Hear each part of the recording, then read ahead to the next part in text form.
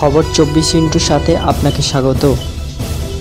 নতুন নতুন খবর জানার জন্য আমাদের চ্যানেলে চোখ রাখুন। নমস্কার দর্শক বন্ধুরা, খবর 24 সাথে আপনাকে স্বাগত। আবারও টাকার পাহাড় উদ্ধার। লোকসভা নির্বাচনের মাঝে ঝাড়খণ্ডের ইডির হানা, উদ্ধার হলো বিপুল পরিমাণ টাকা। জানা গিয়েছে ঝাড়খণ্ডের গ্রামোন্নয়ন মন্ত্রী আলমগীর আলমের ব্যক্তিগত সচিব সঞ্জীব লালের পরিচারকের বাড়ি থেকে বিপুল পরিমাণ টাকা উদ্ধার করা হয়েছে। মোট কত টাকা উদ্ধার হয়েছে তা অবশ্য এখনো পর্যন্ত জানা যায়নি। জানা গিয়েছে গোপন সূত্রে আগেই ইডির কাছে টাকার পাহাড়ের খবর ছিল। সেই সূত্র ধরেই রাঁচিতে তল্লাশি অভিযান চালায় ইডি। রবিবার রাত থেকেই রাঁচির 6 জায়গায় ইডি তল্লাশি চালাচ্ছিল। এদিন সকালে মন্ত্রীর ব্যক্তিগত সচিবের পরিচালকের বাড়ি থেকে বিপুল পরিমাণ টাকা উদ্ধার করে তারা। এখনো পর্যন্ত 30 কোটি টাকা উদ্ধার হয়েছে বলে জানা গিয়েছে।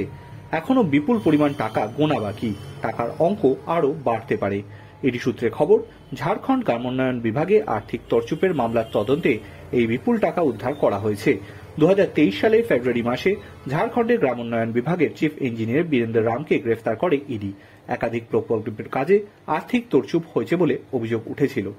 টাকা উদ্ধার প্রসঙ্গে ঝাড়খণ্ডের বিজেপি মুখপাত্র প্রতুল সহদেব বলেন, দুর্নীতি শুধু ঝাড়খণ্ডেই শেষ হচ্ছে না। এই বিপুল টাকার পরিমাণ দেখেই বোঝা যাচ্ছে নির্বাচনের টাকা ব্যবহার করা হতো। নির্বাচন কমিশনকে কড়া পদক্ষেপ করা উচিত। ব্যুরো রিপোর্ট, বিশ্বের অচেনা।